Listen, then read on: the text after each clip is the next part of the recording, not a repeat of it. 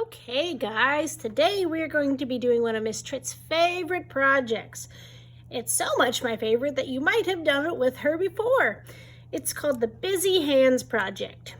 And you are going to be tracing your hands and then drawing something that you like to do with them. So to start off, you are going to get a white piece of paper.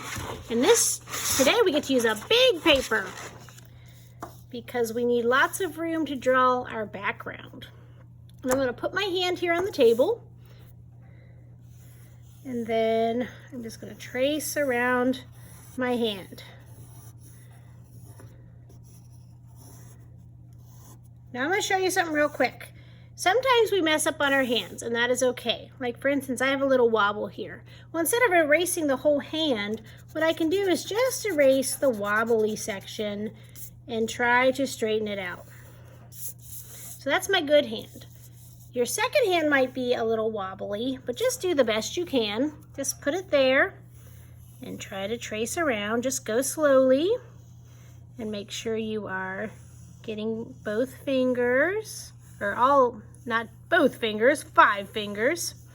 What I meant was both hands. Okay, so now I have my 2 hands and I need to add some details. So if I'm looking at my hands, I have fingernails. Now, even if you're a boy, you have fingernails. You don't have to paint them if you don't want to, but you should draw them so your hands look more realistic. I'm wearing a ring today, so I'm going to draw that on this finger.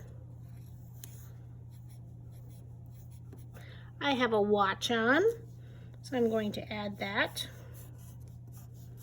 Now, if you have long sleeves, you can draw the sleeve of your shirt.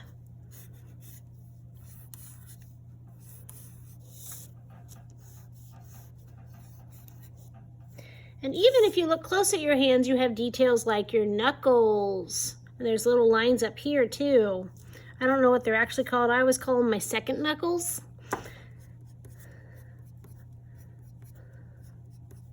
Got them up here too. And now my hand is looking more detailed.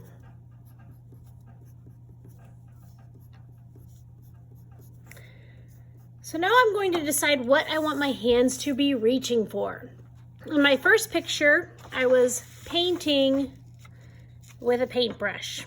And so we can see all the details that I added to make it look like that was what was happening. For this one, I'm going to draw myself reaching to pet my cat. So I'm going to draw my cat out here, kind of behind my hand. Now I'm going to tell you a secret. My cats actually do not like being petted on the belly. They hate it. But I always try because I think their bellies are really cute. And they usually tolerate it for a little bit before they get up and leave. So there's my cat's head. There's its nose. There's its eyes. Its belly. Because it's laying on its belly, its little paws are sticking like that. Here's its little tail. It's laying on the ground. So I'm going to draw the ground behind it.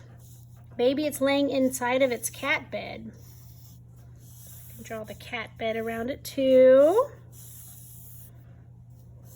Now some things when you draw like this you don't see. So for instance, because my hand's reaching out there, I don't see that leg, and I don't see that leg of my cat because my hands would be covering them as I reached for it.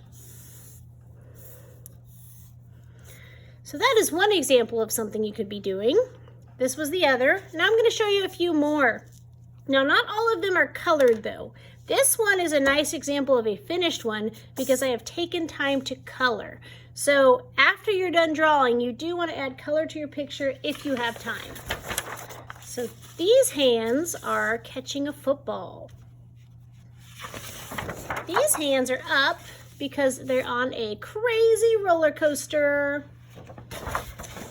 These hands are famous hands, and they're putting it in one of the stars on the Hollywood Boulevard. These hands are drawing something. So instead of painting, they're drawing. These hands are going bowling. And the reason I'm showing you so many examples is I don't want everyone's to look just like the one that Mrs. Tripp made. I want you to come up with your own idea, such as typing on the computer. So use your creativity and try to come up with a new idea of something that your hands love to do. And if you have time, add some color. I hope you do your best and that you work hard, and I hope you have an excellent art class.